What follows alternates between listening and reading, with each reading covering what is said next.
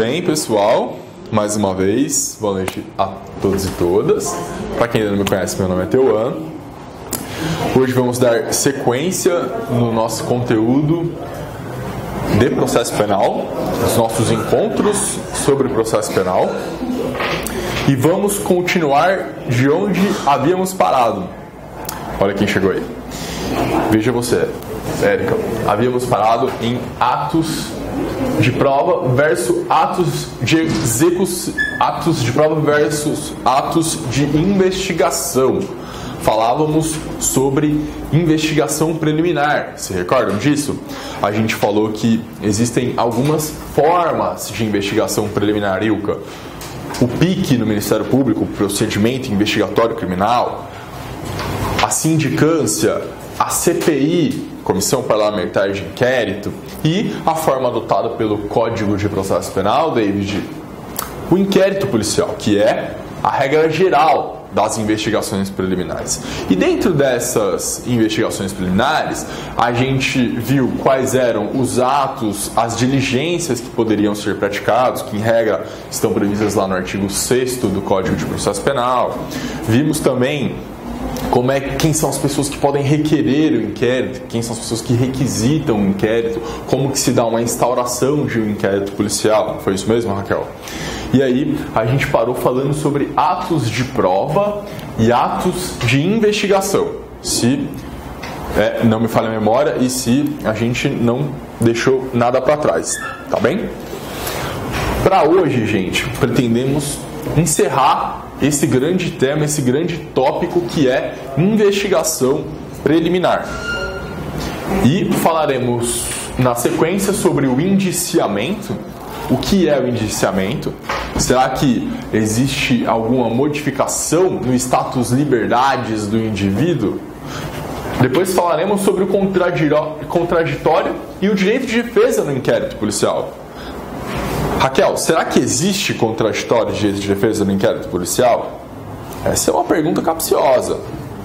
Né, Uli? Vocês falaram sobre isso? Falaram um pouquinho? Bom, se qualquer coisa a gente avança, ganhamos tempo. Depois falaremos sobre a atuação da Defensoria Pública no inquérito. David, como será que se dá a atuação do defensor? O defensor ou a defensora participa do inquérito policial? O defensor ou a defensora vai até a delegacia? Esse é um debate que a gente precisa enfrentar. Em seguida eu coloquei aqui um tópico específico sobre a incomunicabilidade da pessoa presa, tá? Que infelizmente não está tão distante assim da nossa realidade. Vocês vão perceber que tem um artigo 21 lá no Código de Processo Penal que ele reluz inconstitucionalidade. Como a gente já havia combinado antes, para a gente estudar o processo penal, primeiro a gente tem que ler a Convenção Americana de Direitos Humanos, o Pacto de São José da Costa Rica, especialmente os artigos 7º e 8º, né, que tratam lá das garantias das pessoas, das garantias e direitos fundamentais, e na sequência a Constituição Federal, o artigo 5º especialmente. Lendo esse arcabouço jurídico, quando a gente encontra no Código de Processo Penal uma norma como o artigo 21, nos causa um certo desconforto, ou ao menos deveria, né? E, muito embora para a ampla maioria da doutrina este dispositivo já não tenha sido recepcionado em entendimento pacífico, a gente vai encontrar alguns fenômenos na realidade que repristinam essa mentalidade autoritária do processo penal, né? E a gente vai discutir um caso bastante específico que, como é recente, pode ser que apareça na sua prova, que é o caso dos acusados de terrorismo, lá de 2016. Em seguida, pessoal, falaremos sobre o trancamento do inquérito policial. O que é isto? O trancamento. Como que eu tranco o inquérito? O que isso significa?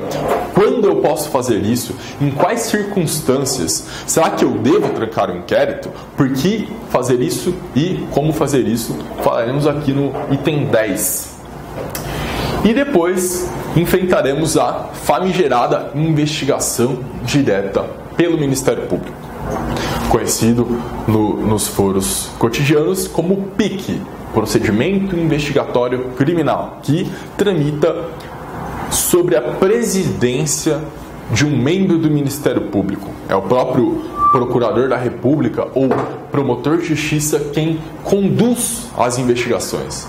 Veja você, Érica, a própria parte do processo penal que também conduz as investigações.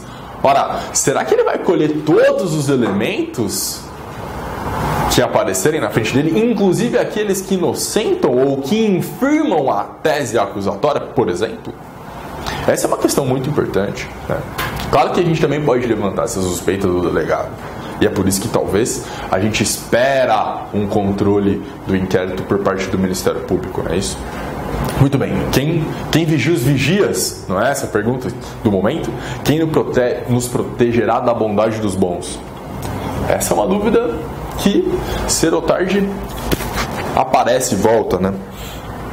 Depois da investigação direta pelo Ministério Público, falaremos sobre o relatório do inquérito, que é o fechamento das investigações, aquela peça final que a gente costuma encontrar, o relatório das investigações, o relatório do inquérito, e passaremos às providências que podem ser adotadas pelo Ministério Público. O que o Ministério Público faz quando ele recebe esse caderno investigativo relatado?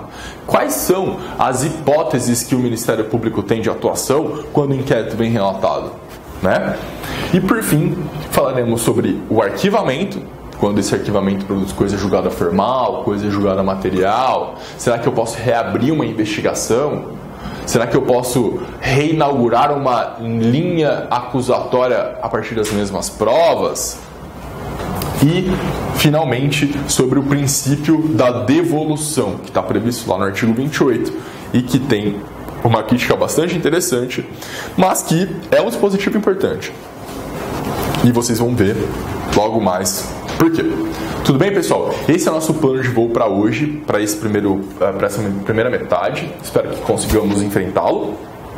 E na segunda metade, se tudo der certo, David, passaremos a um dos temas mais controversos, mais espinhosos do processo penal: jurisdição e competência. Né? Um dos temas que a regra é não ter regra. A regra é ter exceção. Tá bem? Então, vamos finalizar para essa primeira metade de investigação preliminar e, logo na sequência, inauguraremos um novo tema: jurisdição e competência. Para você que está nos acompanhando e que também está acompanhando a obra do professor Auri, vocês vão ver que o próximo tema da matéria, depois de investigação preliminar, seria ação penal. E quem falará para vocês de ação penal é a minha querida colega Daiane Cassada. Ela virá, se eu não me engano, no sábado. A agenda dela está mais difícil que a minha, Ilka. E ela vai tentar gravar um encontro de ação penal para vocês, tá bem? Vocês vão adorar ela é ótima, está fazendo mestrado aqui na USP, uma excelente profissional. Então, como esse tema está com a Dai, eu vou pular a ação penal, que seria o próximo tema na sequência, tanto deste tal quanto da obra do professor Auri, para inaugurar jurisdição e competência, se der tempo. Beleza? Estamos combinados, família? Então, vamos nessa. Muito bem, pessoal. Aqui a gente precisa enfrentar um debate que vai surgir lá no artigo 155 do Código de Processo Penal. Raquel, lembra que eu falei pra você que você tem que ter o seu Vadmeia com aquele que você olha pra ele e você sabe onde tem tudo? Esse daqui é o meu. Eu sei onde estão quase todos os dispositivos do Código de Processo Penal aqui, porque é o que eu trabalho todos os dias. Recomendo que você também tenha o seu. Gente, se vocês forem ler o artigo 155, a redação é essa aqui, ó. O juiz formará sua convicção pela livre apreciação da prova. Olha o detalhe. Produzida em contraditório judicial. Já nos disse muita coisa aí. Não podendo fundamentar sua decisão exclusivamente nos elementos informativos colhidos na investigação. Temos dois momentos, né? O que são atos de prova, então? Gente, a primeira coisa que a gente extrai do Código de Processo Penal, no artigo 155, é que a prova, os atos de prova, Raquel, elas são produzidos perante um juiz. Tá bom? A prova, ela é dirigida ao magistrado, diferentemente dos atos de investigação, dos elementos investigativos. A prova, ela está a cargo de um juízo de certeza, de uma afirmação e não de uma probabilidade Ela visa construir um juízo exauriente, uma cognição exauriente dos fatos, e não um juízo perfunctório, superficial, uma cognição sumária dos fatos. Não. A prova vai mais fundo, a prova é profunda e ela é dirigida ao magistrado. Se ela é dirigida ao magistrado, ela só pode ser colhida na fase judicial. Já conseguimos extrair desse dispositivo algumas ideias centrais da teoria das provas, tá? Que não é nosso objeto aqui agora. Portanto, as provas estão a serviço do processo e integram o processo penal. Elas dirigem-se à formação de um juízo de certeza. Elas querem nos dar uma tutela de segurança. Se elas são produzidas no processo, elas servirão à eventual sentença, que poderá ser condenatória ou absolutória. As provas exigem estrita observância da publicidade, da contradição, da imediação. Dentro de um modelo de sistema acusatório, vigora o princípio da publicidade, o princípio do contraditório. Eu preciso conhecer, me informar sobre aquele elemento probatório e sobre ele contraditar, me manifestar, dizer, contradizer, se for o caso. A prova permite um momento de contradição. Percebam? E as provas são praticadas ante o juiz que julgará o processo. E dali que a gente extrai também um outro princípio do processo penal, que é o princípio da identidade física do juiz. O juiz que colhe a prova, o juiz que conhece os fatos, que ouve as testemunhas, que interroga o réu, é o melhor juiz para sentenciar esse caso. Ou não é verdade? Não temos dúvida alguma disso. Eu quero que a pessoa que vai me julgar tenha tido contato com a prova. E o maior contato possível, de preferência pessoal. Em homenagem ao princípio da identidade física do juiz, da imediação, do contraditório, da ampla defesa. Elementos probatórios nos exigem um rigor muito maior, não é mesmo? Olha o que é uma prova. Uma prova é tudo isso daqui. Ela é pública, ela produz um juízo exauriente, uma cognição que visa uma afirmação, é dirigida ao juiz, produzida no processo. Tá, mas e os elementos de investigação? Que lá no artigo 155, eu li que existem os elementos de as provas e também, na sequência da redação, o Código nos diz que o juiz não poderá fundamentar a sua decisão exclusivamente nos elementos informativos. Elementos informativos ou atos de investigação para nós aqui, tá bom? De um lado a gente tem as provas e de outro lado a gente tem esses atos de investigação.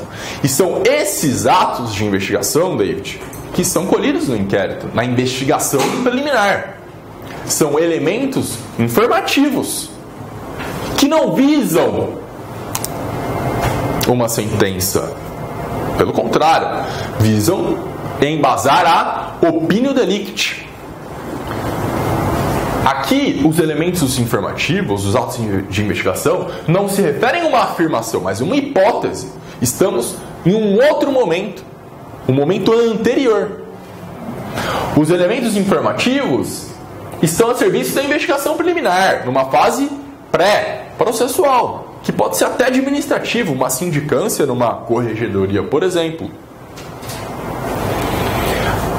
Esses elementos servem para formar um juízo de probabilidade, o juízo de probabilidade da possível acusação. Vai dar o caldo, o substrato mínimo necessário para dar justa causa a uma ação penal, a admissão de uma ação penal. O juízo de admissibilidade de uma ação penal passa pela justa causa dos elementos informativos colhidos na investigação preliminar. Somente quando existirem esses elementos informativos mínimos é que uma acusação terá um respaldo, um substrato mínimo. Isto é, haverá justa causa para ação penal. Perfeito? Aqui já adiantando um tema que será posterior à competência. Muito bem.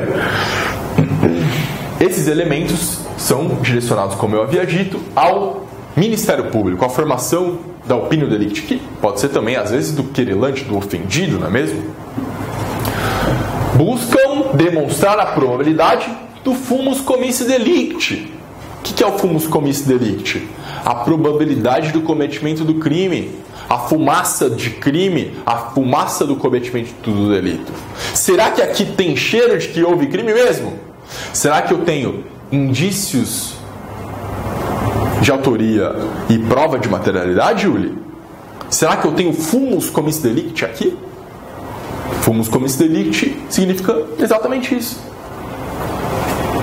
Porque se eu não tiver o fumus commissi delicti, se eu não tiver esses elementos mínimos que sustentam a minha investigação preliminar e a futura acusação, eu não tenho justa causa para a ação penal.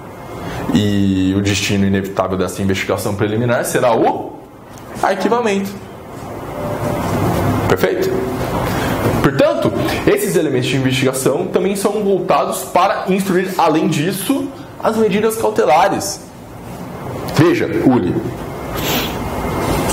dentro de uma investigação preliminar, eu preciso descobrir a autoria.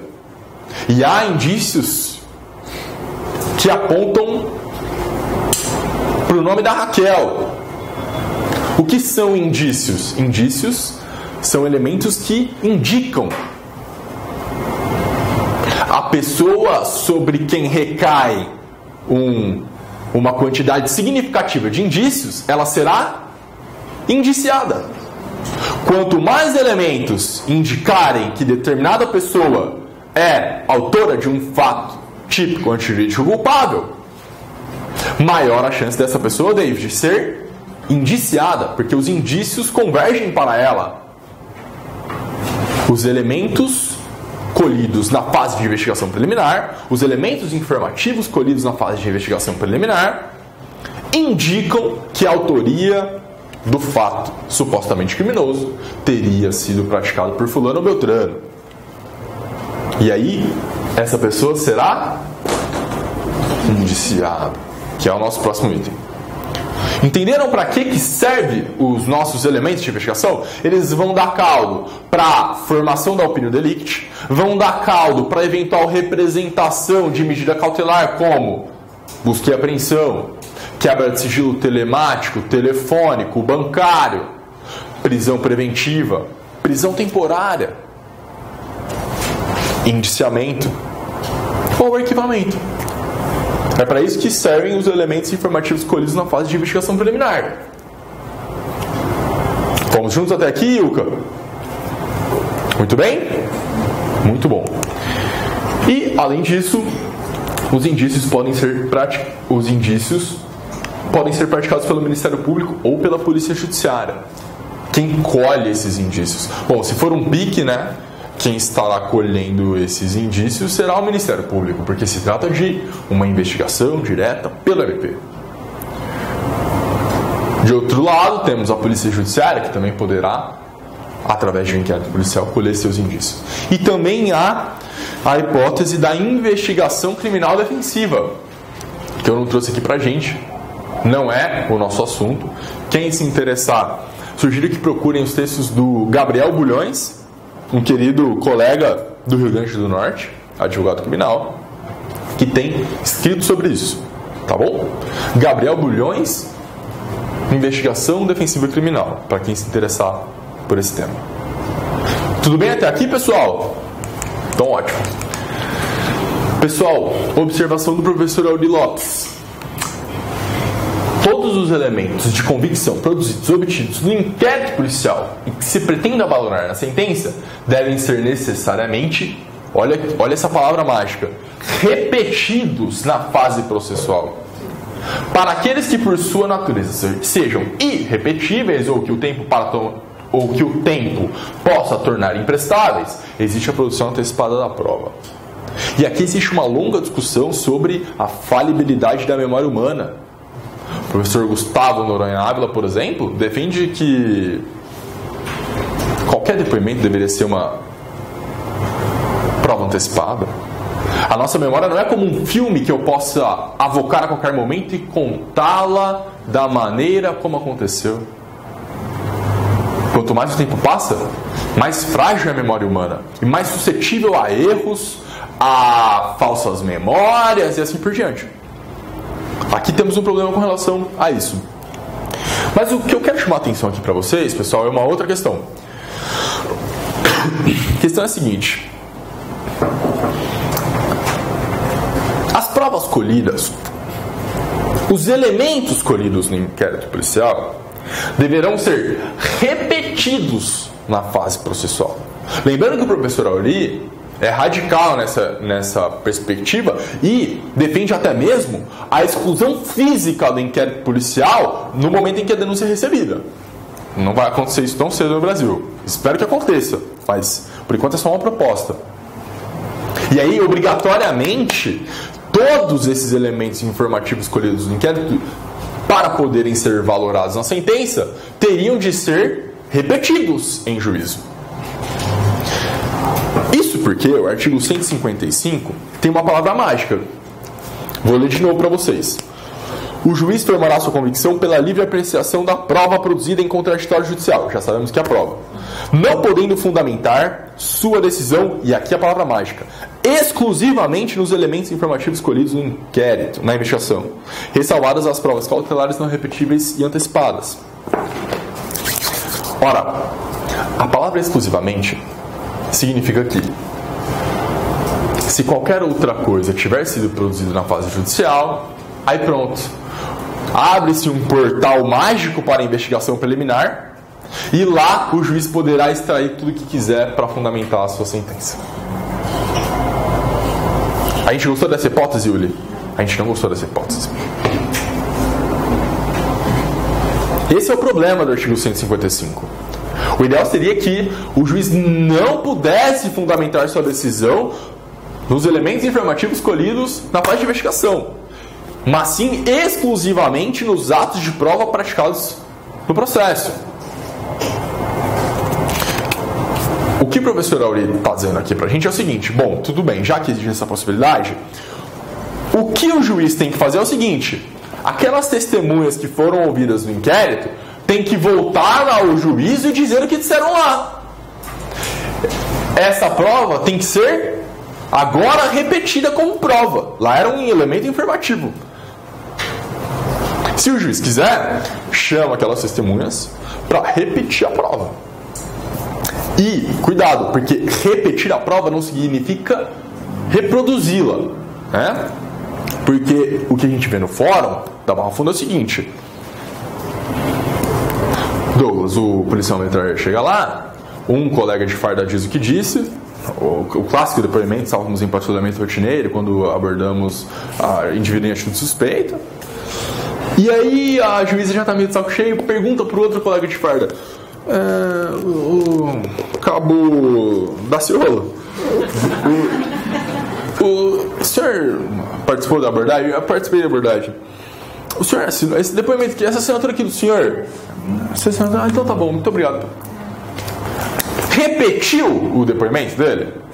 Não, né? Ele foi lá e chancelou aquilo que ele havia dito. Essa assinatura aqui do senhor? Né? Então tá bom. Isso quando eles não leem o depoimento. Quando não leem. O cabo Daciolo, consta aqui dos autos que no dia tal, horas tais, na confluência da rua tal com a avenida tal, o senhor e seu colega de farda que acabou de sair daqui, o senhor conhece? Lembra? Conheço, trabalha comigo na viatura há 15 anos. Muito bem. O senhor abordou aqui o menino que está citado na ponta? Não lembro, doutora, mas acho que sim. Então, eu estou vendo aqui agora, acho que sim. Tá. O senhor disse aqui no seu depoimento na polícia que no bolso direito tinha R$46 e no bolso esquerdo tinha 52 gramas de maconha. O senhor confirma que foi isso mesmo? Eu confirmo. Essa assinatura aqui, senhor? Essa assinatura aqui é minha. Isso não é a repetibilidade necessária da prova em juízo. Isso é um simulacro de processo. É uma farsa. Não vale.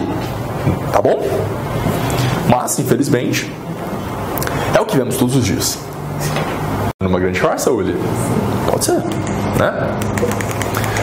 Muito bem. Dúvidas sobre o que falamos até aqui? Elementos de prova, elementos informativos e atos de prova? Tranquilo? Vamos dar sequência? David, como eu estava dizendo para você,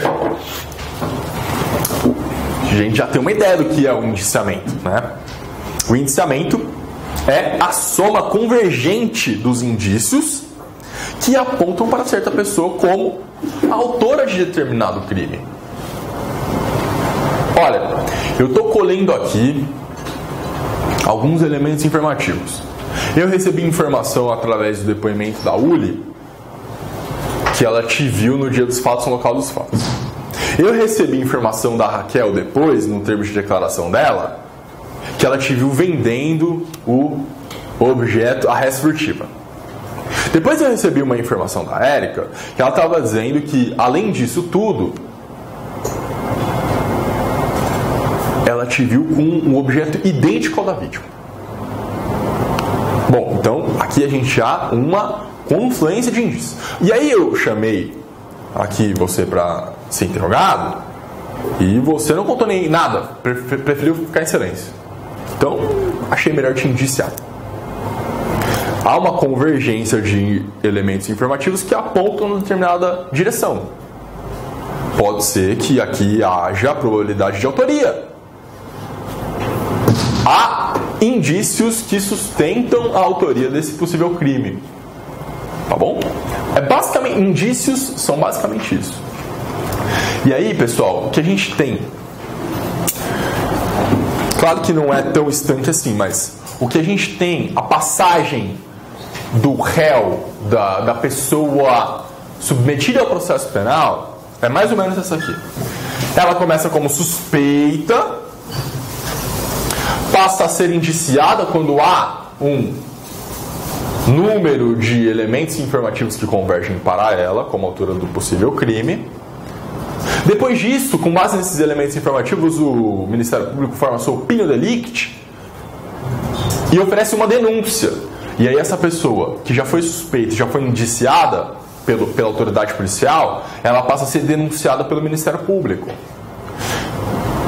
Durante o processo penal, que transcorre na frente de um magistrado, essa pessoa é acusada.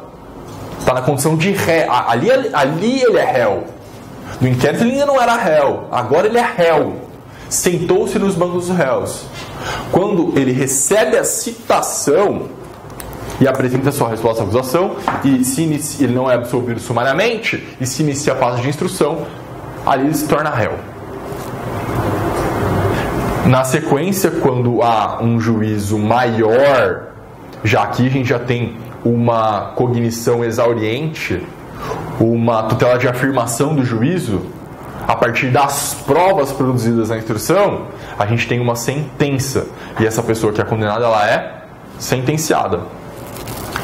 Na fase de execução penal, a gente vai ter um indivíduo que vai estar cumprindo a sua pena, que ele vai poder ser o apenado ou sentenciado também. A expressão reeducando é muito ruim, tá? Traz alguns problemas criminológicos, algumas ideias equivocadas da criminologia, como se aquela pessoa estivesse ali dentro do sistema carcerário e que dali ela seria melhor, Uli. Quem em sã consciência acredita que alguém que vai para dentro de uma cadeia vai sair de lá reeducado? Primeiro que ele nunca foi educado, né? Em regra geral, ninguém... o número de pessoas que teve acesso ao ciclo completo de ensino dentro do sistema prisional é baixíssimo. Então, primeiro que ele já não foi educado, que dirá que ele vai sairá de lá reeducado, né? O Zaffaroni tem uma expressão excelente, uma metáfora, uma alegoria excelente sobre o cárcere, né? Ele costuma dizer o seguinte, não sei se já contaram isso para vocês. Imaginar que alguém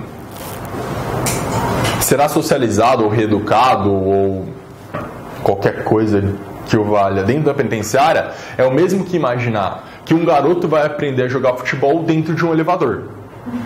Qual é a chance de um garoto aprender a jogar futebol dentro de um elevador? Não existe, né?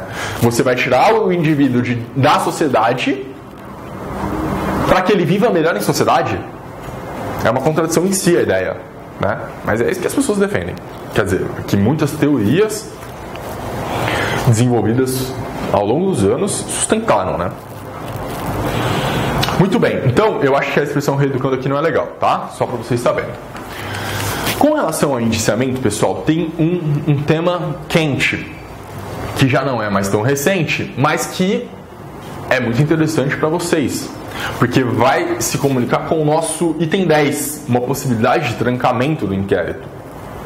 A Lei 12.830 de 2013 dispõe lá no artigo 2º, parágrafo 6º, o seguinte. Olha essa redação, David. O indiciamento privativo do delegado, bom, já sabemos quem é que faz o indiciamento, né? Dar-se-á por ato fundamentado, mediante análise técnico-jurídica do fato, que deverá indicar a autoria, materialidade e suas circunstâncias. Então é o seguinte, é necessário que haja um despacho do delegado de polícia declinando as razões pelas quais ele está me indiciando. Quais são esses elementos que convergem para mim, indicando autoria e materialidade? E aí sim teremos um indiciamento legal. Olha como que não é tão simples assim.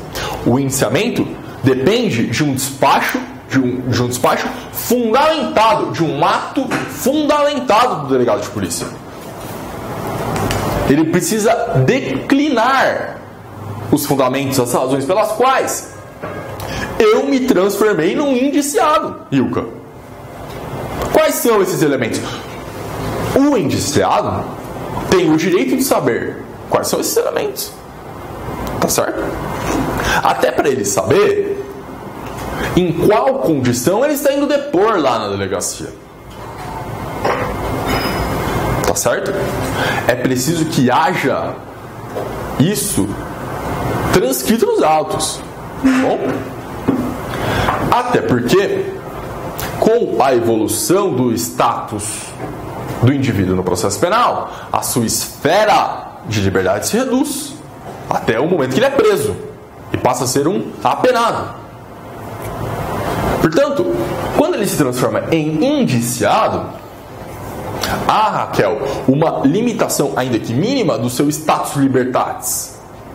A partir daquele momento, pode ser que haja uma representação pela sua prisão preventiva, uma representação por uma busca e apreensão na sua casa, uma representação pela sua quebra de sigilo telefônico ou telemático.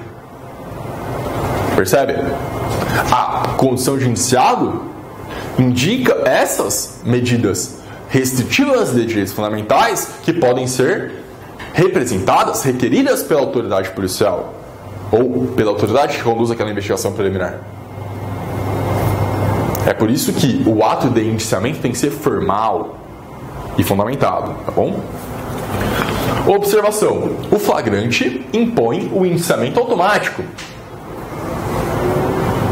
assim como a prisão preventiva. E aí faz todo sentido, né?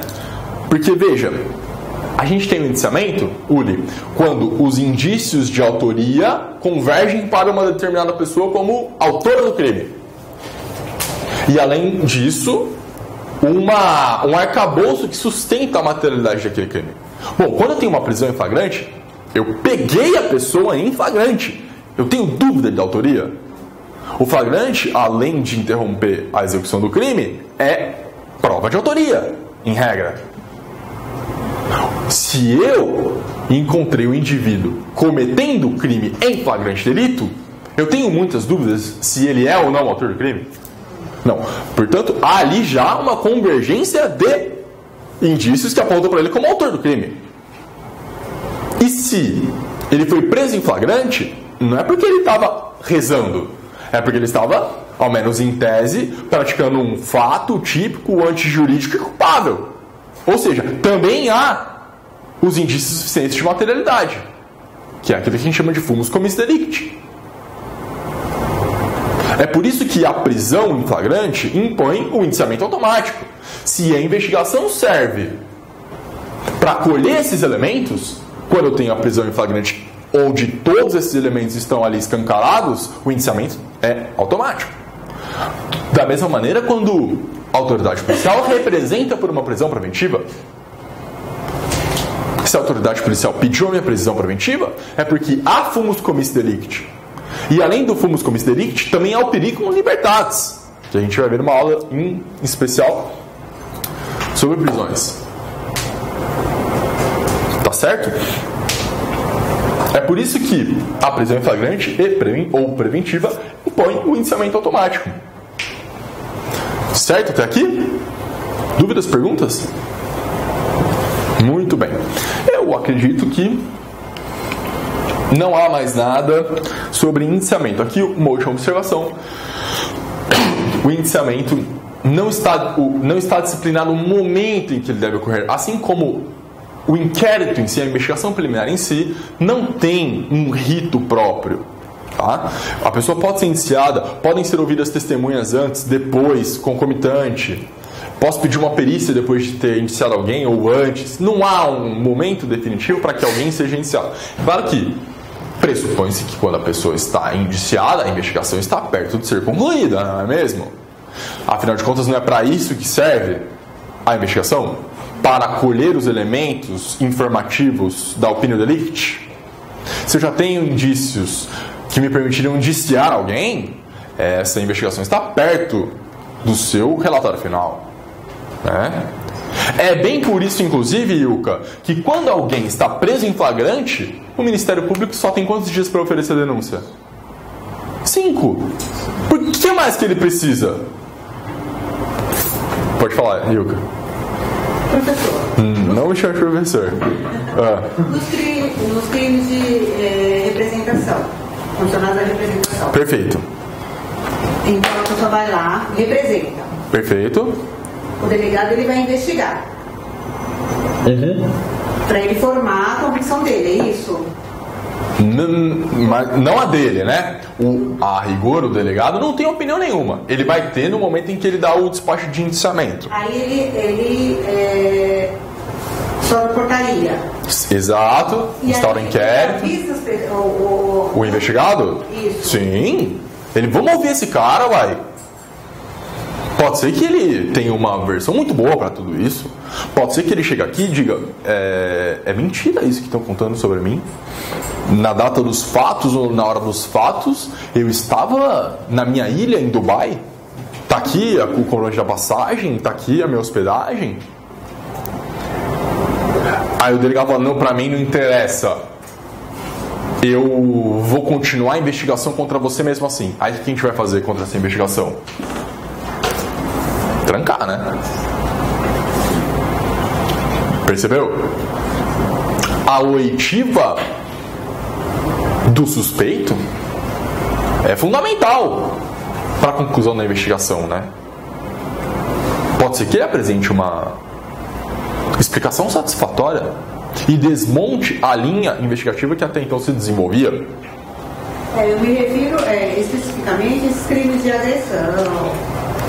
Né? Então ele pede o exame de delito. Claro. Vem. Aí ele chama. Chama, deveria chamar, né? Porque, Ilka, não sei se você sabe, mas as pessoas mentem. É um fenômeno raro, mas acontece. Pode ser que aquela pessoa que foi até ali naquela delegacia mentiu contra alguém. Apanhei, me machucou, foi assim, foi assado, não sei o que. Tô toda roxa, deixa eu ir no ML, me dá uma guia. Aí vai no ML, faz o exame de corpo de delito, deu lá as lesões, hematomas. A vítima declinou o nome de um suposto agressor. É o suficiente para que essa pessoa seja indiciada? A gente tem elementos que dão... há elementos convergentes suficientes que apontam na direção dessa pessoa? Até agora a gente só tem uma palavra de uma pessoa, que foi a vítima. Certo? Ah, mas ela está realmente machucada. Bom, até aí sim. Vamos então ouvir mais uma testemunha, vamos intimar o possível agressor para saber se realmente estava no local dos fatos, no lado dos fatos, se era ele. A forma correta de falar é baixar a portaria. Que é o inquérito é instaurado mediante portaria. Certo? Obrigada. Imagina. Ótimo. Indiciamento. Mais alguma questão sobre isso? Tranquilo? Raquel? Ótimo. As pessoas do YouTube não sabem, mas aqui temos pessoas que escolheram me ouvir ao invés de ouvir Máximo Sosso, que está lá na Faculdade de Direito da USP. Um erro da parte de vocês. Um erro gravíssimo. Nem sei por que eu estou aqui e não estou lá. Mas tudo bem, né? Caso escolha uma renúncia, já diria o grande filósofo CBJR. Conhecem? Charlie Brown Jr.? Um grande filósofo. Anos 2000, coisa assim. Marcou época. Vida louca SK8. Muito bem, pessoal. Então, seguimos. A gente já viu a diferença entre atos de prova e atos de investigação. Vimos que alguns são colhidos, os atos de prova são colhidos perante o magistrado, e os atos de investigação, obviamente, na investigação preliminar, também conhecido como elementos informativos. Entendemos agora a importância do indiciamento, que pode ensejar aí uma representação, uma busca e apreensão, e até mesmo a sua possibilidade de se defender no inquérito, né? E agora vamos falar um pouquinho sobre o contraditório e o direito de defesa no inquérito policial. Muito bem. Se você perguntar na rua no senso comum teórico, talvez te respondam: não há direito de defesa no inquérito, não tem defesa no inquérito, você não vai se defender no inquérito. É verdade? Sim e não, tá? Porque há sim hipóteses de defesa no inquérito. Claro que você não vai apresentar razões contra razões de indiciamento, não existe isso, tá? Não existe a previsão de uma manifestação defensiva, uma peça processual defensiva no curso de uma investigação preliminar. Isso não está disciplinado no inquérito, tá?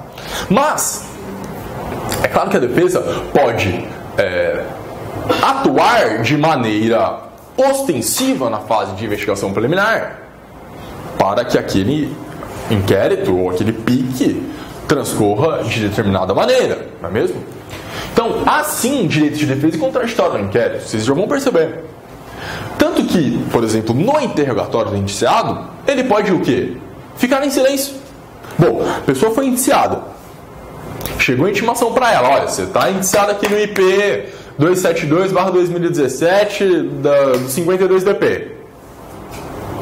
Aí, ele contratou um advogado, o advogado vai lá, consulta os autos, tira a cópia. Também já é uma espécie de contraditório, porque o contraditório significa informação, mas é reação. Se eu tenho acesso aos autos, eu estou me informando daquilo que está sendo investigado. E a partir desta minha informação sobre a investigação, eu posso escolher em meu interrogatório falar ou não falar. E aí eu já posso, a partir desse momento, construir a minha linha, a minha estratégia de defesa. Correto? Se o acusado escolhe não falar, ele está exercendo o seu direito de autodefesa negativa. Nemo tenetur si detegere. Se o acusado escolhe falar, ele está exercendo o seu direito de defesa, de autodefesa positiva. E além disso, o investigado, o indiciado, pode escolher, inclusive, Ilka, não comparecer na delegacia. Ele é obrigado a comparecer, a atender a uma intimação do delegado, o indiciado?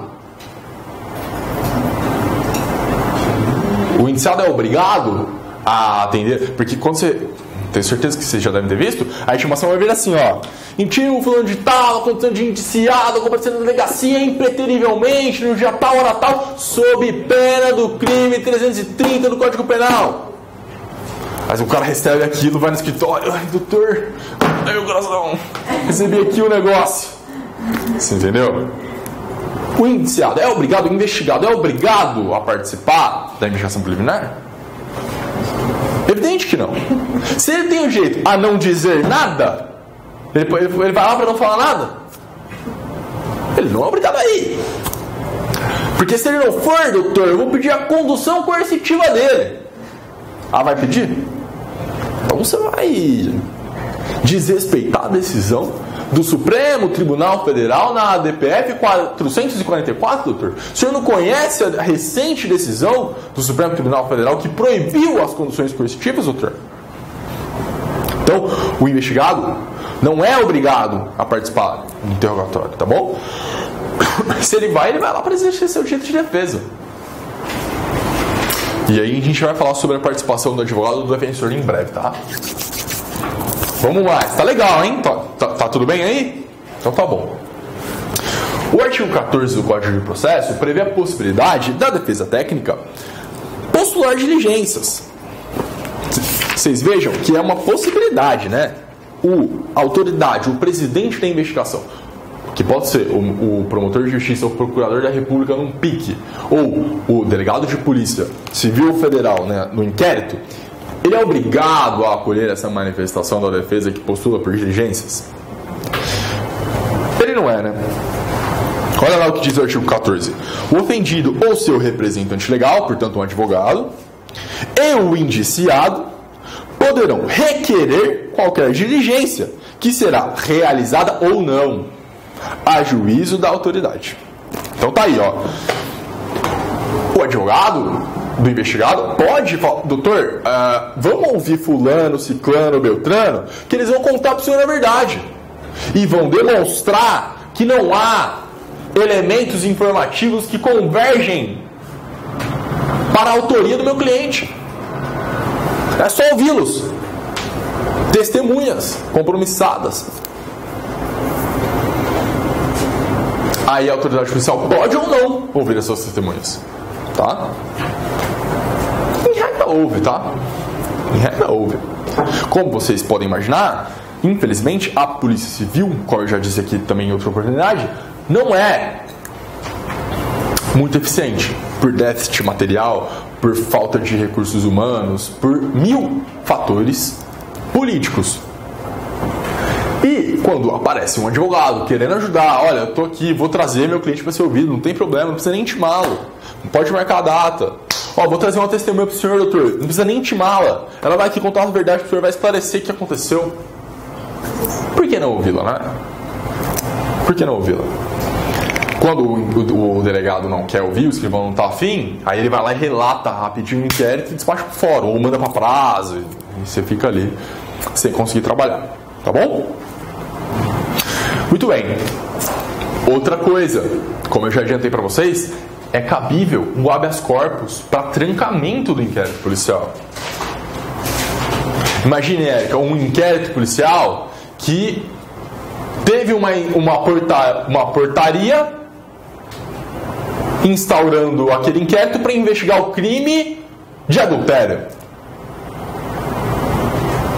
E aí o delegado intimou a minha esposa, intimou o meu vizinho. Eu comecei a ficar preocupado. Eu não quero descobrir nada. O que eu vou fazer? Eu vou impetrar um habeas corpus para trancar esse inquérito. O fato investigado nesse caderno apuratório é materialmente atípico, é formalmente atípico. Foi revogado o dispositivo. Não sei se vocês sabem, até 2005 existia o crime de adultério no Código Penal. Perfeito? Portanto, se há uma portaria que instaura um inquérito para investigar fato evidentemente atípico, eu posso impetrar um habeas corpus contra esse inquérito, apontando o delegado como autoridade coatora, pedindo seu trancamento. Correto? E como autoridade coatora apontada é o delegado de polícia, para quem que vai ser habeas corpus, David? Se você for delegado de polícia, vai para o juiz de direito. Vai para o juiz de direito. Perfeito. Percebam? Então, eu consigo me defender desse inquérito? Não estou me defendendo, Uli? Ótimo. O direito à informação integra contraditório. Então a gente pode dizer, Uli, que o primeiro pilar do contraditório existe, inclusive garantido por súmula vinculante. A súmula vinculante número 14 e o artigo 7º, inciso 13, se eu não me engano, da Lei 8.096, do Estatuto da Advocacia, também garante o acesso da defesa técnica ao inquérito, para que o investigado tenha informação, conhecimento sobre aquilo que existe contra si, para poder então ir até o seu interrogatório e dizer o que de fato aconteceu ou não. Tá certo? É o Estatuto da Advocacia, Ilka. Artigo 7º, se eu não me engano, é o inciso 13. Eu não estou encontrando aqui agora. Mas, se eu não me engano, é isso. 8.069. Eu disse 8.096. Do advogado. Artigo 7º. Não é isso, não? 8.069. Adolescente, não é aqui, né? Só um minuto. 8.078. Puta, meu, eu não sei, vou ter que ver depois. Eu vejo pra vocês e falo. Bom, de todo modo, o fato é, o contraditório, ao menos nesse primeiro pilar, está garantido. A informação está garantida pela lei e por súmula vinculante. E também há uma previsão equivalente na lei orgânica da Defensoria. 8094, se não me falha a memória. Tá bom? O que está mitigado na fase de investigação preliminar é a reação. É esse segundo pilar do contraditório. Lembremos-nos que contraditório significa informação mais reação. A informação está garantida. Eu posso saber aquilo que está encartado nos autos de inquérito. É claro que, ressalvadas as hipóteses de segredo de justiça ou das diligências ainda em andamento. Perfeito? Mas aquilo que já está encartado, aquelas diligências findas e concluídas que estão encartadas aos autos, devem ser apresentadas ao investigado ou à sua defesa técnica, para que ele conheça aquilo que pesa contra si e possa, no seu eventual interrogatório, escolher falar ou não, por exemplo. Tá bem? Dúvidas? Perguntas? Muito bom. Súmula vinculante número 14, acho que todo mundo conhece a redação, né? É direito do defensor, no interesse do representado, ter acesso amplo aos elementos de prova que, já documentados em procedimento investigatório realizado por órgão com competência de polícia judiciária, digam respeito ao exercício do direito de defesa. Vocês percebem qual que é o erro aqui da redação da súmula? Ter acesso amplo aos elementos de prova? Será que eu produzo prova na investigação? Não, andou mal aqui a súmula. Ter acesso aos elementos informativos. Mas tudo bem, porque a gente gosta da súmula. A súmula é boa, tá? A gente gosta muito dessa súmula.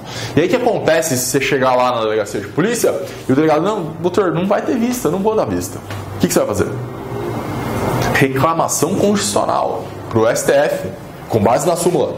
A decisão a autoridade da Suprema Corte está sendo desafiada por um delegado de polícia. Cabe, portanto, reclamação constitucional. Joia? Muito bem.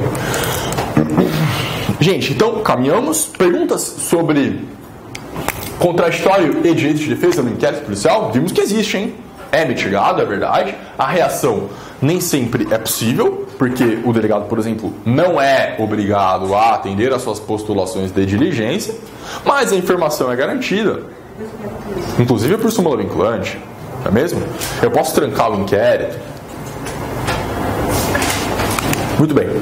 Pessoal, uma questão aqui que nos diz bastante respeito é a atuação da defensoria no inquérito. Será que a defensoria vai na delegacia? Essa é uma pergunta que pode aparecer na sua prova. E aí, pessoal, a gente tem que levar em consideração o seguinte: o inquérito policial, acho que eu disse isso na primeira aula, tem natureza administrativa, correto? Não judicial. E, ao menos em tese, ao menos de acordo com a maior parte da doutrina, é inquisitivo. E é mesmo, né? Inquisitivo. Inquisitivo. Ele é preliminar à fase judicial, né? E a gente viu que existe um contraditório e uma ampla defesa mitigados, é verdade. Olha o que diz a ministra Maria Tereza. É pacífico o entendimento no STJ no sentido de que o inquérito policial é procedimento inquisitivo, não sujeito ao contraditório, razão pela qual a realização de interrogatório sem a presença de advogado não é causa de nulidade. Olha o que a ministra estava dizendo. Bom, se o sujeito vai lá sozinho, problema nenhum. Foi ouvido na delegacia sem pai nem mãe, não tem problema. Não é uma causa de nulidade. Diferentemente, é claro, do interrogatório judicial. Obrigatoriamente o réu deverá ser acompanhado de defensor ou advogado. Perfeito? Mas o que a gente vai ver é que a defensoria, portanto, não é obrigada a atuar na fase de investigação preliminar. Ela não é obrigada, tá? Mas isso não significa que ela não pode atuar. Nada impede que a Defensoria Pública atue, sim, na fase de investigação preliminar. E a Defensoria não é obrigada a atuar na fase de investigação preliminar justamente porque ali não se trata de uma fase judicial. Tá bem? O que acontece é que se a Defensoria sentir a necessidade, se um defensor público quiser participar de um interrogatório policial, ele poderá, assim, atuar. E eu bem me recordo que em junho 13, vocês se lembram? Nas manifestações, uma centena de pessoas acabou sendo presa nas manifestações. E essas pessoas eram levadas ali para os DPs, para o 78, para o 15 e tal. E muitos defensores foram para essas delegacias dar plantão para acompanhar aquelas pessoas que não tinham advogado. Eles poderiam estar ali? Claro que eles poderiam. Nada impede que o defensor público participe, portanto, do inquérito policial. Tá bom? Não há nenhuma norma que diga o contrário. O que a gente precisa levar em consideração, pessoal, é que em 2016 teve uma lei nova, a Lei 13.245, que alterou o Estatuto da OAB e passou a dizer o seguinte, olha a redação. Opa! São direitos do advogado assistir a seus clientes investigados durante a apuração de infrações, sob pena de nulidade absoluta do respectivo interrogatório ou do depoimento subsequente, de todos os elementos investigatórios e probatórios dele decorrentes ou derivados, direta ou indiretamente, podendo, inclusive, no curso da respectiva apuração, apresentar razões e requisitos, fazer questões, fazer perguntas, etc. Tem um rol aqui que continua no inciso 22, o último inciso inserido no artigo 7º do Estatuto da Advocacia. Inciso novo, de 2016. Bom, o delegado de polícia pode ter parado de estudar faz tempo e pode nem ser o maior garantista do processo penal. Mas ele sabe que uma nulidade absoluta vai naufragar o inquérito dele. Quando o inciso 21 está dizendo que são direitos do advogado assistir seus clientes investigados durante a apuração de infrações sob pena de nulidade, o que isso significa? O que isso significa? Começou a gerar um debate na doutrina e alguns artigos começaram a ser publicados no sentido de que se o réu é ouvido na delegacia sem defesa, há nulidade absoluta com base no artigo 7º, inciso 21.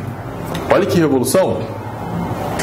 Se isso de fato fosse assim, a gente ia precisar ter defensor em todas as delegacias. Correto? O que hoje a gente sabe que é humanamente impossível. Agora foram nomeados 30 novos defensores, se eu não me engano.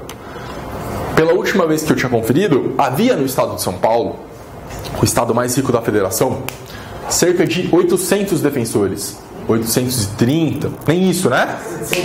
720, beirando 800, vai. Vamos dar de bandeja para eles 800 defensores. Do outro lado, a gente tem quase 2.000 promotores. Até mais. 2.000 e um pouquinho de promota. E mais um tanto de magistrado. 3.000, 3.500 magistrados. Olha a desproporção das carreiras. Olha como é distante o número de defensores públicos. Isso no estado de São Paulo, que é o estado mais rico da federação. E não há defensores em números equitativos às outras carreiras. E vamos lá, né? Se a gente fosse parar para analisar mesmo, deveria existir mais defensores do que promotores e juízes. Basta ver o número de pessoas que a defensoria atende todos os dias, não é mesmo? Portanto, seria materialmente, humanamente impossível existir um defensor público em cada delegacia para impedir essa nulidade, né? E aí o que a doutrina acabou entendendo não foi que haveria uma nulidade absoluta se o réu fosse ouvido na delegacia sem advogado ou sem defensor. Mas que se houvesse advogado ou se houvesse defensor público e este fosse impedido de acompanhar o seu cliente no interrogatório, aí, nulidade absoluta. Nulidade absoluta. A gente só tem um problema prático, né, Uli? Por quê? Se o delegado não vai deixar você acompanhar o seu cliente, como é que você vai provar que você estava lá? Olha como que as coisas são. Não... Se ele não quer deixar você participar do interrogatório, você acha que ele vai tirar uma certidão? O que você vai fazer? Faz um live. Faz um live. Uma live. Bem, amigos do Facebook, estamos aqui ao vivo, direto do 52DP, onde estou sendo impedido de acompanhar meu cliente. Percebe como é difícil? Mudar a lei não é o suficiente. Como é que a gente vai operacionalizar isso? A delegacia é o ambiente mais hostil para trabalhar. E se o delegado já não está te deixando acompanhar o interrogatório do seu cliente, ele não vai tirar uma certidão. Olha como é difícil. Você vai ter que, sei lá, chamar a comissão de prerrogativas, tirar uma foto, você mesmo fazer a certidão e pedir para que 2 testemunhas assinem junto. Olha que difícil. Mas esse é o caminho.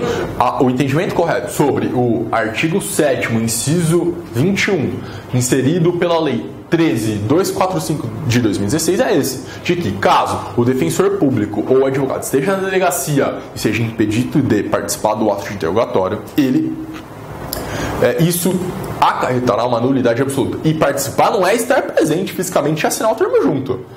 É fazer perguntas. Afinal de contas, Uli, não faz sentido nenhum garantir que haja ali a defesa técnica se essa defesa não pode participar ativamente. Justamente, esse dispositivo não foi inserido por acaso na lei. Não foi inserido. Não chegou em 2016 porque todo mundo...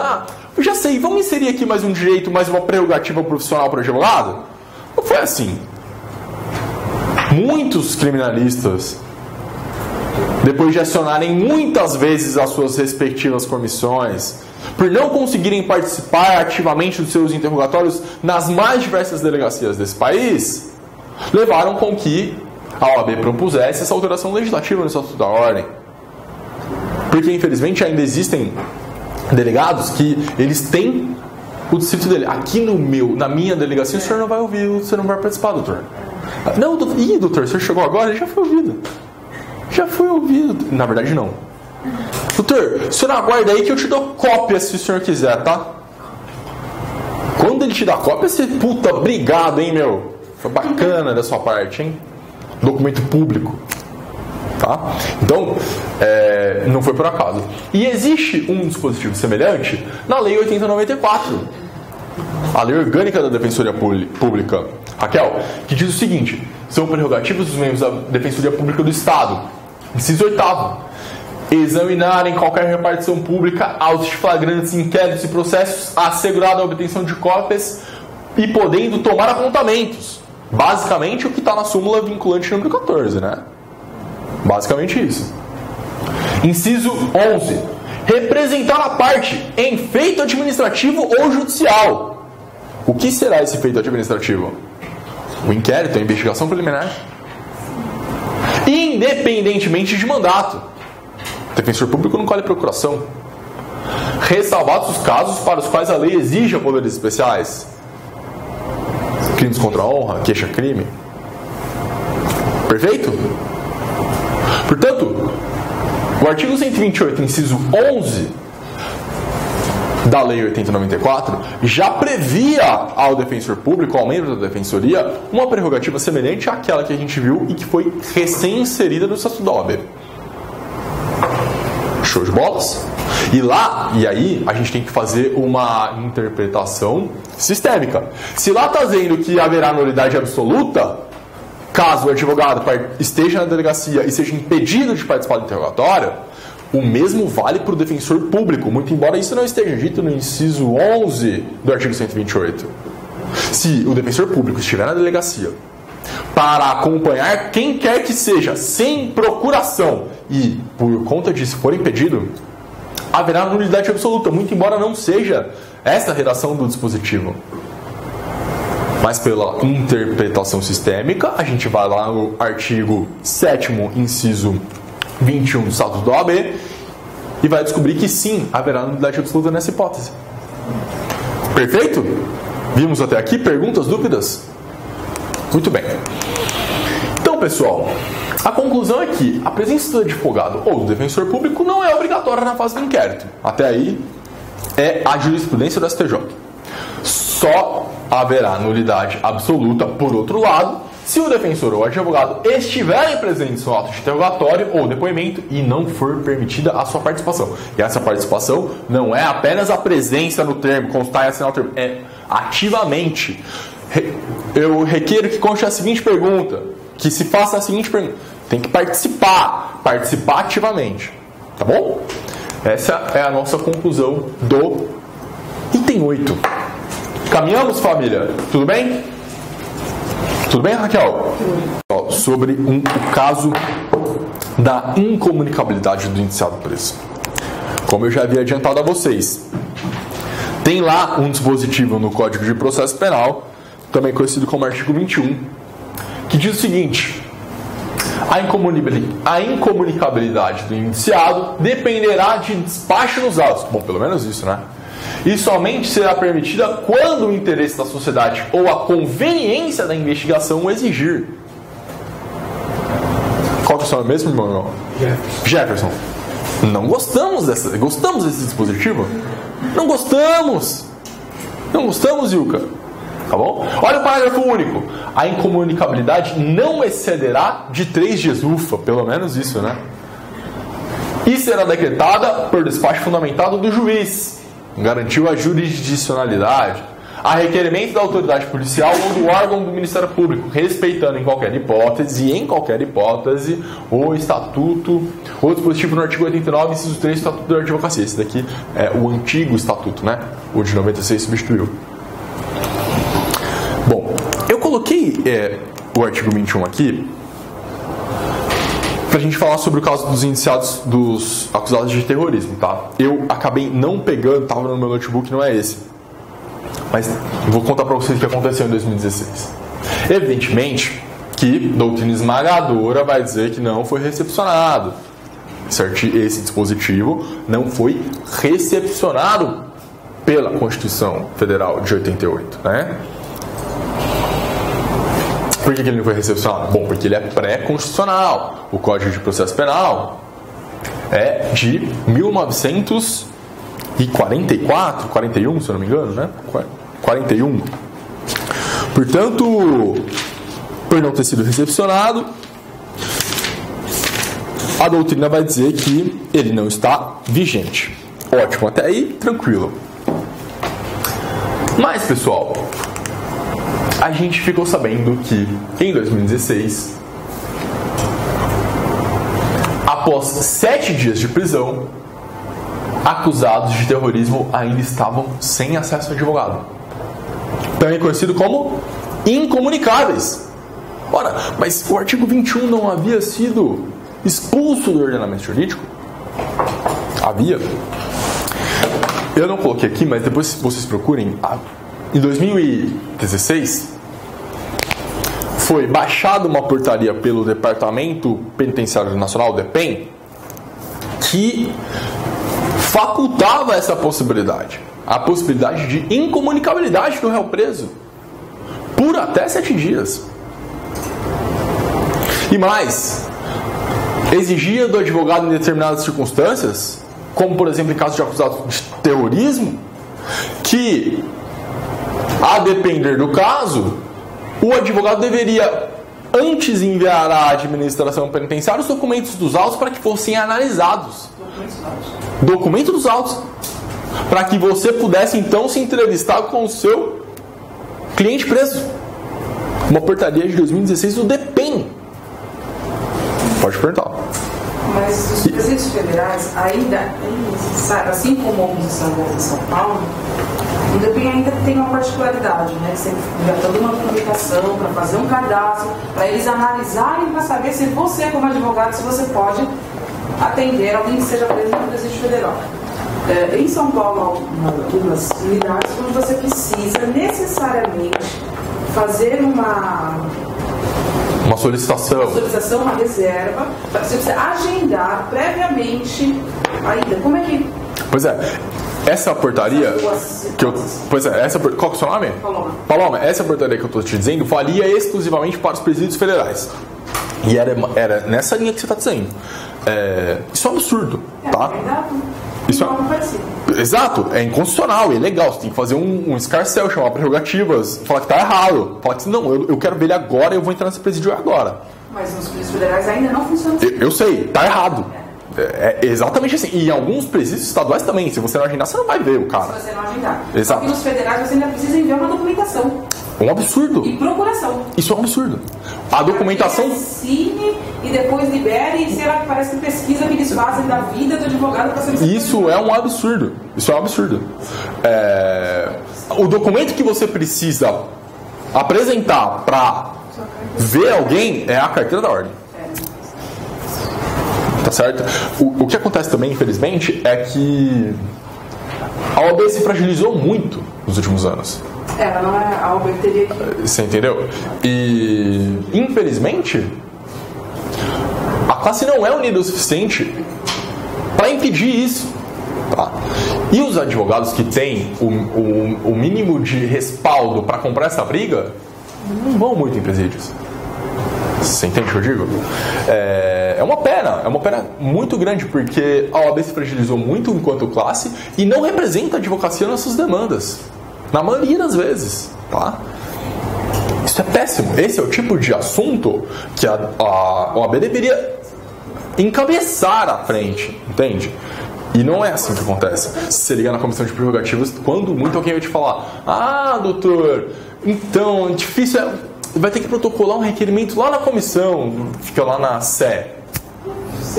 Você não vai lá, você entendeu? Não vai resolver seu problema. E mais que isso, uma ou outra atitude isolada de um advogado indignado também não vai resolver. Essa tem que ser uma solução de classe. Sim. O presidente da OAB e o presidente da Comissão de Prerrogativas tem que fazer pressão na Secretaria de Administração Penitenciária, no DEPEN, para que isso seja revogado. Tá? Advogado não é suspeito. Tá? Nessa portaria que eu estou mencionando, tinha até a hipótese do advogado fazer mímica. Ele não poderia se comunicar com o preso, a não ser exclusivamente sobre matéria dos autos. Ou seja, você não poderia contar para ele que a mãe dele faleceu, por exemplo. Não pode. Estava lá na portaria de 2016, do DEPEN. E a comunicação não poderia se dar de nenhuma outra maneira, inclusive mímica. As pessoas passam na OAB fazendo mímica? Eu não sei qual é a lógica, né? Por descuido meu, eu acabei não colocando na apresentação. Mas depois eu trago para vocês. Eu vou ver se eu encontro no intervalo. Tá bem? E isso não está tão distante assim da nossa realidade. Tá? Essa ideia toda, e aí disso que eu quero falar agora um pouquinho com vocês, constrói um ambiente, tá? Um ambiente que subtrai direitos mínimos, direitos fundamentais de um grupo de eleitos, de um grupo de pessoas que deixam de ser pessoas, que deixam de ter os seus direitos fundamentais mínimos, né? Os acusados de terrorismo, por exemplo, olha lá o que dizia o artigo 11 da Lei 13.260 de 2016. Para todos os efeitos legais, considera-se que os crimes previstos nessa lei são praticados contra o interesse da União, terrorismo, cabendo à Polícia Federal a investigação criminal em sede de inquérito e a Justiça Federal seu processamento e julgamento. E essas pessoas que são presas em presídios federais, que cometem terrorismo são presos em presídios federais e se submetem a tudo isso. Quando você passa a analisar a lei antiterrorismo, essa portaria do DPEM, a gente passa a enxergar uma categoria de pessoas que não tem os mínimos direitos, como, por exemplo, se entrevistar reservadamente com um advogado. Exatamente. A gente constrói, a gente subverte as mínimas garantias dessas pessoas. A gente passa a admitir tipos penais abertos, não taxativos, como acontece na Lei 13.260. A gente passa a criminalizar o iter criminis, a conduta que sequer expõe a perigo o bem jurídico. Tá certo? A gente passa a admitir que essa pessoa fique 7 dias incomunicável, como aconteceu com os acusados de terrorismo. Inclusive, um desses garotos acabou sendo assassinado na penitenciária sob custódia de Estado. Exato, num presídio, se eu não me engano, no Mato Grosso, porque, como vocês sabem, a população carcerária é refratária a alguns tipos penais, alguns artigos, não é? Quando a pessoa é acusada, por exemplo, de crimes contra a dignidade sexual, como estupro, ela tem que ficar numa penitenciária especial, que eles chamam de seguro, né? Eles ficam, ou quando é uma penitenciária comum, num raio separado, porque senão, se eles forem por convívio, eles acabam sendo assassinados. E aconteceu isso com um desses garotos que era acusado de terrorismo, porque, entre outros indícios, fazia parte de um grupo de WhatsApp para aprender árabe. Porque tinha foto na rede social com uma arma de airsoft. Sabe? Esses eram os indícios que autorizaram a prisão desses garotos. Tá? Isso naquele clima de pré-Olimpíada, né? E tudo mais. Pré-Copa, se eu não me engano. Portanto, vocês vejam que a incomunicabilidade do réu preso, uma lei como a 13.260 que prevê o crime de terrorismo, todo esse aparato que subverte o sistema legal, o sistema de garantias individuais, constrói um outro modelo de direito penal. Como a Raquel falou, um direito penal do inimigo, né? Talvez a conclusão que eu colocaria aqui, ó, a portaria de 28 de junho de 2016, número 4 de 28 de junho de 2016, previa a incomunicabilidade por até 7 dias do preso em presídio federal, né? Depois eu vou abrir essa portaria aqui pra gente dar um pouquinho de risada sobre ela. E talvez, se alguém me perguntasse na minha prova um exemplo de direito penal do inimigo dentro da nossa ordem jurídica, evidentemente a lei 13.260, talvez eu mencionaria essa portaria que depois foi anulada pelo ministro da Justiça de então, que era o Alexandre de Moraes, a portaria DISPF número 4 de 28 de junho de 2016, que previa até a possibilidade de incomunicabilidade do réu preso por até 7 dias, quando a doutrina esmagadora de há muito tempo dizia que o artigo 21 era inconstitucional. Tá certo? Eu caminharia nesse sentido. A própria lei de drogas também, que tem uma série de problemas e etc. A portaria foi revogada, é isso? Como, desculpa? Essa portaria. O que tem? Foi revogada, graças a Deus, né? Mas é o que a Paloma disse. Muitas vezes essa dificuldade é frequente, tá? Não é novidade. Para você ver... A gente tem que avisar, porque eu estagiei na DPU e para eles irem na Previdência Federal. Esse é o problema. Eu não sei se era por questão de... assim... Não tem nenhuma questão que justifique. Exato. Os caras não estão tão machucados na hora que a defensoria chegar lá. Penitenciária Federal é padrão, você tem que, além de agendar, tem todo um procedimento. Eu até prefiro agendar muitas das vezes, porque... Exato, porque eu tenho que tirar o cara do raio, demora, abre cela, fecha a cela, pega todo mundo, guarda no raio. Isso daí demora mesmo, eu entendo. A questão do agendamento, pelo menos das penitenciárias que eu costumo ir, é pra isso. Funciona, e é bom. Outras que você, por exemplo, na Federal, e algumas em São Paulo, nas 2, 3 consideradas de segurança máxima, que você não atende se não tiver agendado. O presidente Bernardes. Você não atende, né, que é o RDD, se você não agendar e não mandar procuração e ele assinar lá uma procuração deles. Né? Você mandou por e-mail, senão você não... Então, esse é o problema. E aí eu defendo da OAB. uma penitenciária ter como padrão exigir a procuração do advogado para que ele visite o seu cliente, ele nem sabe se ele vai ser contratado, por exemplo. A família falou, vai lá, conversa com ele, vê se ele quer te contratar ou não. Mas você tem que mandar a procuração ou não? Mas espera, o estatuto me garante que eu posso me entrevistar, independentemente de procuração com quem quer que seja. Perfeito? Dúvidas até aí, Jefferson? Tranquilo? Então tá bom. Deixa eu ver se tem mais alguma coisa. A portaria ainda... portaria, essa aqui foi a que revogou, a portaria GM 713 de 27 de julho de 2016. Portanto, a portaria que eu estava mencionando vigorou por um mês, tá? Revogou a GSPF número 4 de 28 de junho de 2016, tá? Depois eu vejo se a gente consegue encontrar. Pessoal, vamos mais 10 minutos para falar de trancamento? Então tá bom. Demos sequência aqui, a gente viu, portanto, que a incomunicabilidade do indiciado preso não está tão distante e aliado a um ambiente que se criou em 2016, juntamente com o advento da Lei 13.260, que introduziu o terrorismo no Brasil e tudo mais, a gente configurou ali uma espécie de direito penal do inimigo, um bom exemplo de direito penal do inimigo, né? E agora a gente vai falar um pouquinho sobre trancamento do IP. Quando é possível o trancamento do IP? É possível? O que diz a jurisprudência sobre isso, né? Então vamos lá. Precedente do STF sobre a matéria. O trancamento de inquéritos e ações penais em curso, o que não se vislumbra nas hipóteses dos autos, só é admissível quando verificadas a atipicidade da conduta, a extinção da punibilidade ou a ausência de elementos indiciários demonstrativos de autoria e prova de materialidade. Precedente da ministra Carmen Lúcia, habeas corpus 89.398, tá bem? Vimos aqui, portanto, que o STF fixou o norte. Ora, houve a instauração de uma portaria, Ilka, para investigar um fato atípico, um fato que não é crime. A gente não pode admitir isso, Raquel.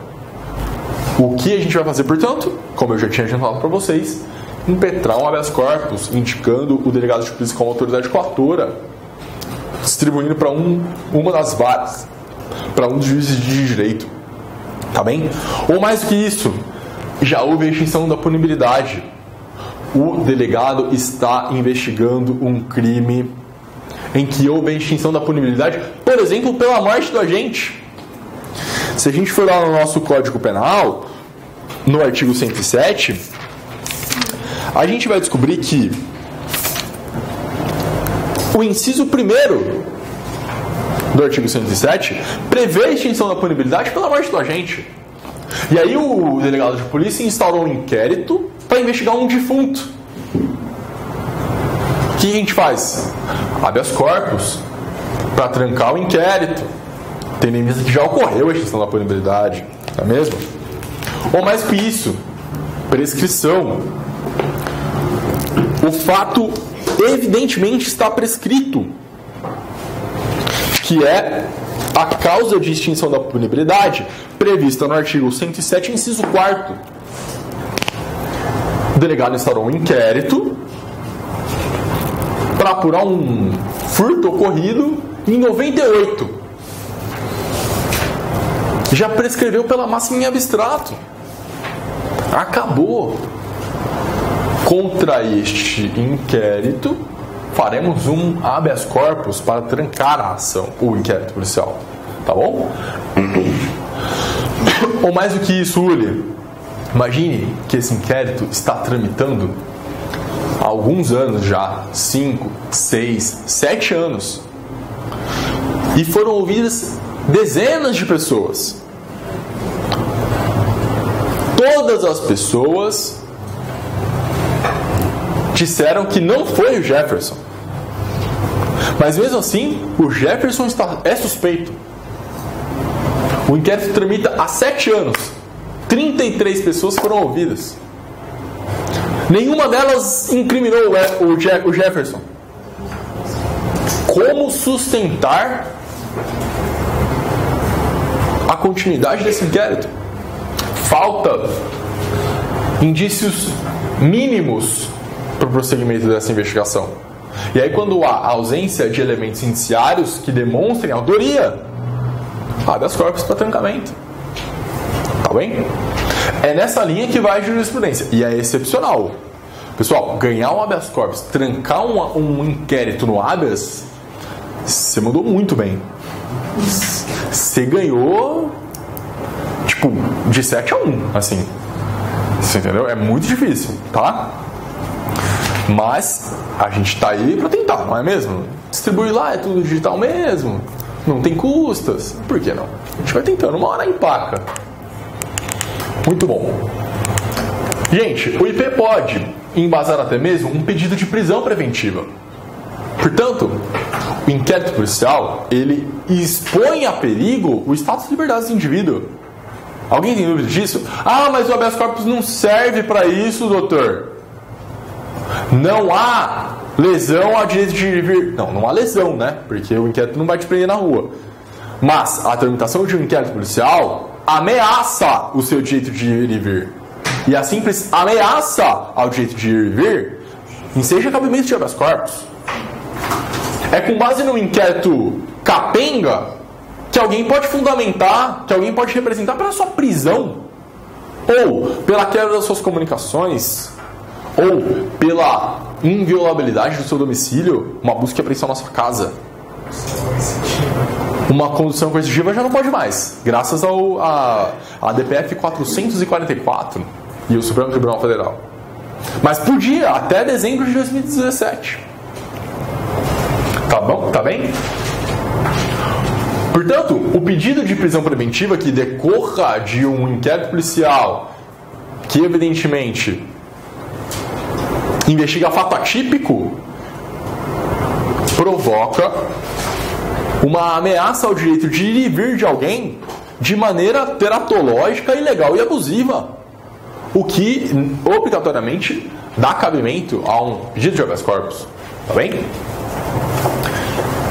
E ainda que não fosse assim, gente, o simples fato de ser investigado no inquérito policial, de estar indiciado no inquérito que investiga um fato atípico, por exemplo, ou de um inquérito que investiga um fato que já houve a operação da prescrição, expõe essa pessoa à ideia das penas processuais que o professor Aurelius fala, que a ministra Maria Tereza de Assis Moura expõe no voto dela a partir das contribuições de Francesco Carnelucci no Misérios do Processo Penal.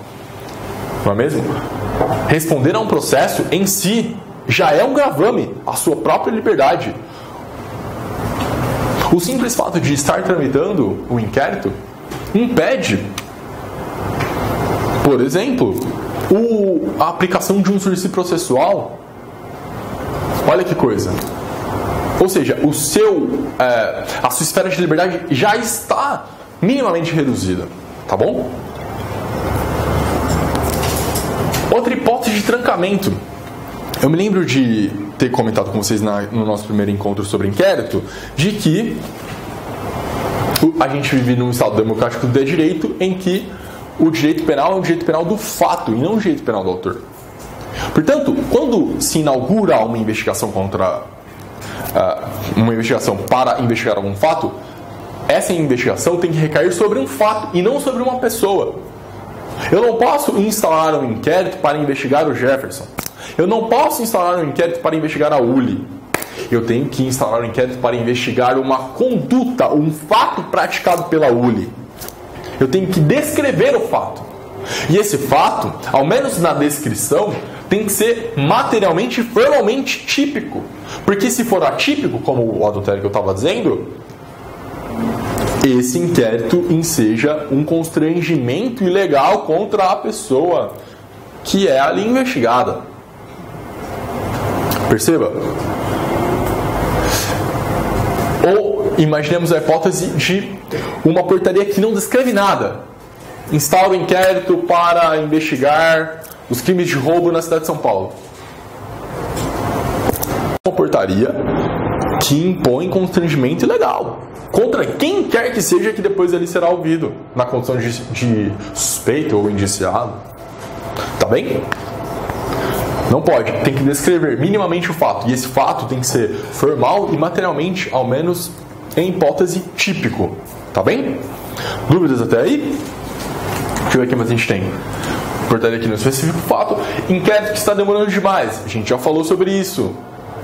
A garantia da duração razoável do processo, inserida lá no artigo 5º, inciso 78, o último inciso da Constituição, inserido pela Emenda Constitucional 45. Gente, não dá para sustentar um inquérito que tramite durante 7, 8, 9 anos. Não dá.